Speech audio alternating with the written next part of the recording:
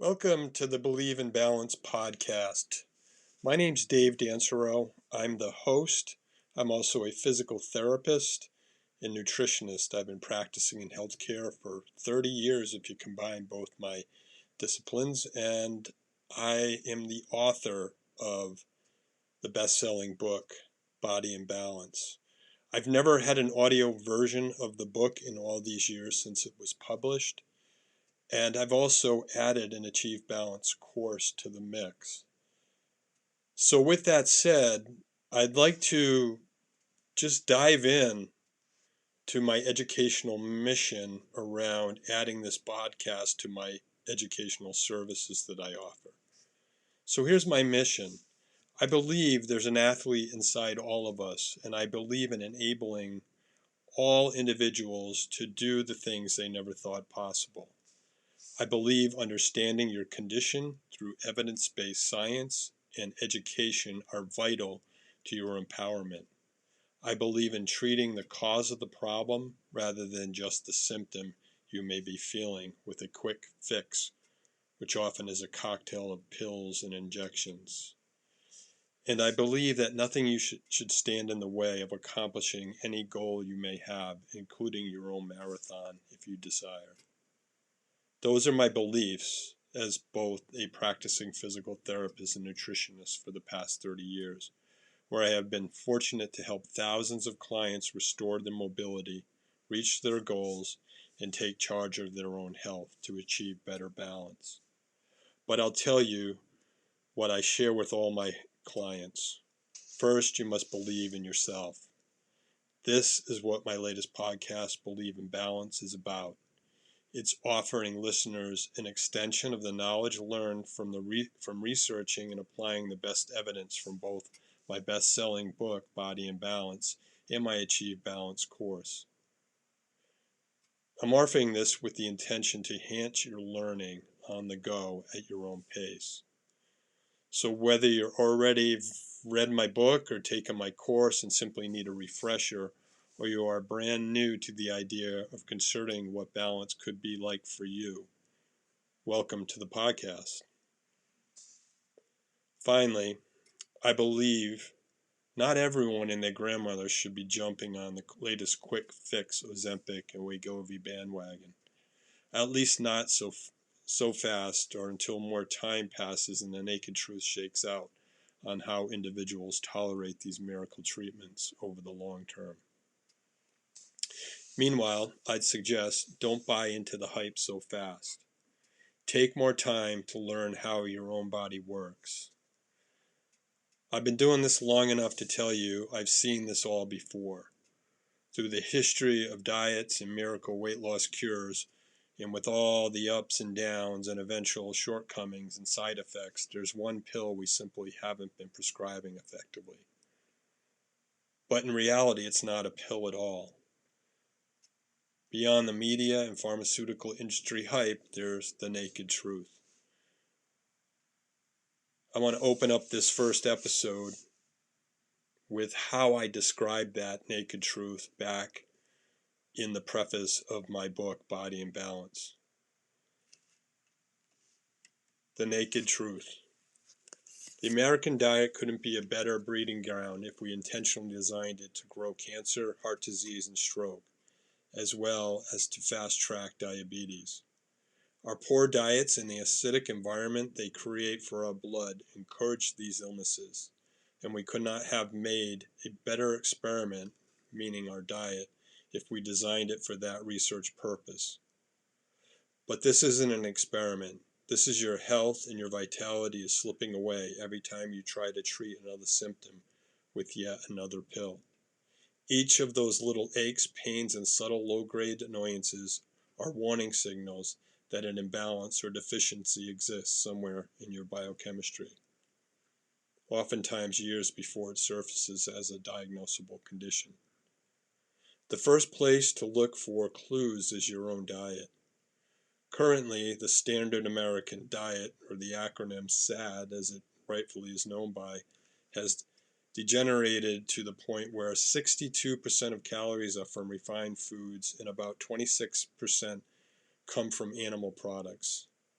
Of that mere 10% that remains from unrefined plant food, half of that comes from white potato products which don't quite have the best nutrient density.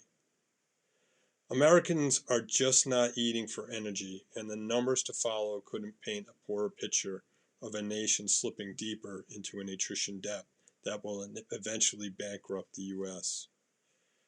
The diet analysis mentioned is devoid of life and energy, but somehow we continue to expect dead packaged foods to sustain life. They simply can't. They only add to a growing balance sheet of debt for our health in cataclysmic proportions. Those that are profiting, in addition to the pharmaceutical companies, are those selling to a caffeine nation with products that aim to fix our extreme fatigue epidemic. The real answer begins with what you are putting on your plate.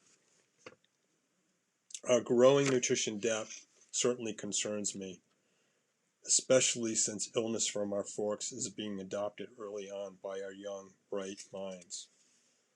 Since the last edition of my book, the rise in the number of overweight people in the United States has become an even larger health issue, as well as the growing physical concern. Most recent estimates show that nearly 68%, or more than two-thirds of the adult population, is now either overweight or obese. This is an alarming statistic in itself, but it is compounded by the fact that this figure, when compared to just 10 years ago, suggests that our nation has grown even 20% or more fatter in a relatively short time period. Some recent estimates suggest that of the 68% of overweight adults, almost 35% or more than one-third are also considered clinically obese. No wonder today the words obesity and epidemic are being mentioned in the same sentence, as each year obesity results in over 300,000 plus premature deaths. According to the Centers for Disease Control and Prevention, the rate of type 2 diabetes has tripled in the past 40 years. The CDC also reports that in a 15-year time period, the number of diagnosed diabetes cases rose by 50% or more than 42 states and more than 42 states and more than 100% in 18 states. Type 2 diabetes used to be known as adult onset diabetes, but that distinction is now being dropped because of the younger age of onset we are seeing today. Type 2 diabetes accounts for 90 to 95% of all diabetes cases in the U.S., and with it, along with obesity, comes higher healthcare costs. For example, the physical costs associated to this epidemic have conservatively been estimated as well over $160 billion. Now, here's what I find to be the most concerning part of these obesity trends. More than 1 in 10 children are now becoming obese as early as the ages of 2 to 5 years old. In total, approximately 70% of children ages 2 to 19 are obese, and 32% were either overweight or obese. While adult obesity rates have more than doubled in the past 35 years, childhood obesity rates have more than tripled.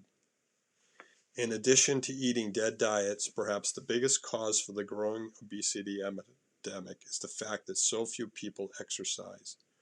One very alarming exercise statistic published by the Centers for Disease Control and Prevention estimates that over 80% of the U.S. adults do not perform the minimum amount of exercise needed to prevent diseases such as type 2 diabetes and high blood pressure. Although the benefits of exercise are well documented, over 30% of adults do not perform any exercise at all. Is it any wonder we are sicker, fatter, and more tired than ever before? However, I remain optimistic there is a way out of this nutrition debt. The solution has nothing to do with eating more protein, eliminating carbs, or jumping on the latest Hollywood or office fad diet, or injecting those same pills we talk about that are the new, latest, greatest miracle drug. In many ways, the solution to rebuilding a balanced body starts between your ears and gaining the skill power to make change happen. Yes, there will need to be a few nutrition tweaks to cleanse your body's internal mess and reconsider what you put on your shopping cart and lift with your fork. The solution won't make you buy supplements, powders, and prepackaged meals either. I can promise you you'll need to swallow one pill, the E-pill, but you won't have to flip tires, climb up ropes, or do 100 burpees with each dose. I found doctors do not know how to prescribe this E-pill correctly. As a physical therapist, that's what I do. Movement is the best medicine. By the E-pill, I guess you know by now I'm referring to exercise. It would in fact be the most widely prescribed medicine in the world if only doctors could get it in script form for their patients, but I guess then there would be no profit. Sure, your doctor may tell you to get some exercise, but what effect does this actually have in getting you moving? If you have had a conversation like this with your doctor, I guess you might consider yourself lucky. It was recently found in a national survey that less than 1/3 of overweight patients reported receiving advice from their doctors to increase their physical activity. At least your doctor discussed this with you, right? Well, as far as the effect, without a formal plan, this advice has minimal effect. It has been reported that of the individuals who do receive advice, less than 10% receive help for formulating a specific activity or fitness plan, and even fewer receive follow-up support. Perhaps much of this is due to the fact that doctors and their support staffs are busy, or working under declining reimbursements, or have little knowledge about proper exercise techniques, or are currently inactive too. In fact, a recent report mentioned that in the U.S., the average wait time to see your doctor was well over an hour, and on average, the patient had less than 30 seconds face time with their doctor to actually get their questions answered. It is no surprise that writing a prescription for a pill solution has become the only intervention most doctors have time for in the current medical model. Mostly, it is not their fault either. The current medical practice model under third-party insurance control is broken. It has most medical practitioners and the institutions they work for so bogged down in the mindless paperwork and treating by codes and reimbursable practice patterns instead of by human need. So where do you turn? If we are not getting this vital information from our doctors, where is it coming from? Well, let's be honest. Until we are told by a doctor that we are having, we've developed a certain disease or have been faced with a recent illness, most of us are concerned with our physical condition for two reasons. We care about what others see and think about us, or what the mirror shows us daily. These observations might best be explained by the two most biologically driven forces in our lives that shape our behaviors: pleasure and pain. I would see these forces commonly played out in these types of behaviors in my practice daily. For example, the client that comes to me in a panic emergency state saying that he needs to lose weight and get on a diet because his doctor just informed him he will be facing bypass surgery unless dramatic lifestyle changes are made. The motivator in that case is the avoidance of potential pain associated with the possibility of surgery, or the feelings of pain associated with the fear of loss of income, family, or both. Although not as powerful a motivator as the avoidance of pain, I also see the other driving emotion played out very often in my practice, and that is the need to change behavior in the quest to find pleasure in a better body image. While this preoccupation with external appearance may motivate some clients to achieve a healthy body, the greatest result I see in my practice is a reflection, perhaps, of a society of frustrated individuals with distorted perceptions of themselves who try to seek an unrealistic body image. What I've seen is here's where hucksters come in. And now they're taking over as exercise experts. It's exactly these two emotions that the hucksters of the infomercial marketing for fitness and weight loss products key in on. Unfortunately, it is also through these misleading advertisements and marketing channels that many consumers become misinformed. In fact, it is through these sources that most individuals get the majority of their diet and exercise education. This advice surfaces through Madison Avenue models,